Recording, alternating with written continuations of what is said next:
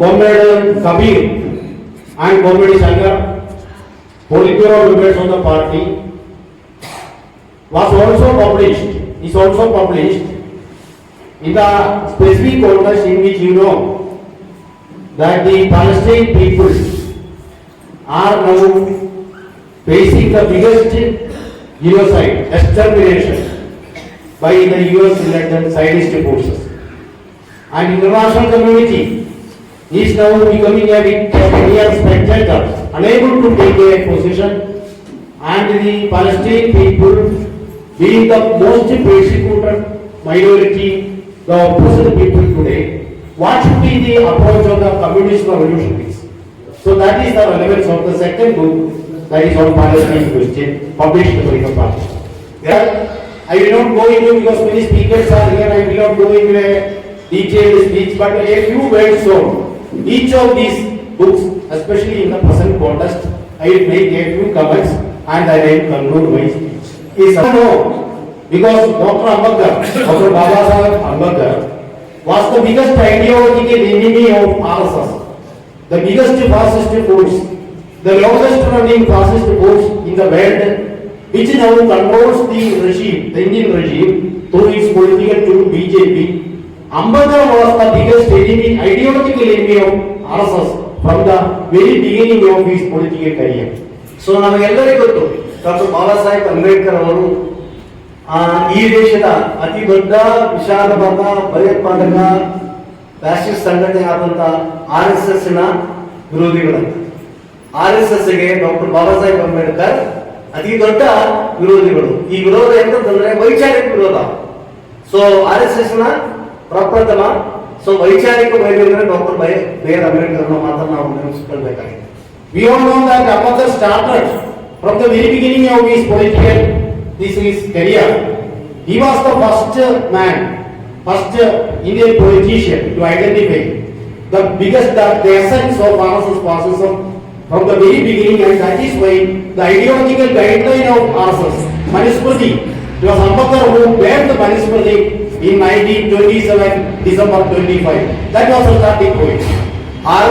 Led by Dr. Ambedkar, when the Indian Constitution was finalized and when the Constituent Assembly adopted it, it was RSS which proposed that Manusmriti, which Dr. Ambedkar made in 1927, that December 25 should be the Indian Constitution. RSS demanded, 2 times they demanded that Manusmriti should be the Indian Constitution through its organizer, published in November and January. That is November 1949 and January 1950, RSS again demanded. So, based on the adoption of the Constitution, Hindu Mahasabha and RSS claimed the effigy of Dr. Ambedkar at the Amrita ground in New Delhi, along with that of Jawaharlal Nehru. Bharatiya Sangha writes, we have to uphold Dr. Ambedkar's position on RSS fascism and its ideological basis Manusmriti. We must not have the Indian judiciary even today. Even today, many judges of India in the higher courts are quoting Manusmriti in their judgments against oppressed and the working class of India. Even though RSS is book we are putting forward, CPM and Rajasthan is putting forward our position on Dr. Ambedkar. That the communists in India, the Indian communist movement failed to understand who Ambedkar was. That is the main problem that the communist movement faced in India, and because of that, the Indian communist movement failed to organize the working class and the oppressed, and they failed to lead the Indian independence movement, and they failed to bring forward the Indian revolution because of their lack of failure to understand Dr. Ambedkar. So, I once again tell you that the communist movement in India in the beginning was not like that. The Indian communist movement, the CPI in the beginning, was having a friendly, comradely relation with the Dr. Ambedkar, and what they were fighting against the Indian caste system, against the Indian ruling classes, and against imperialism on the side of the working class and the oppressed. That was the beginning.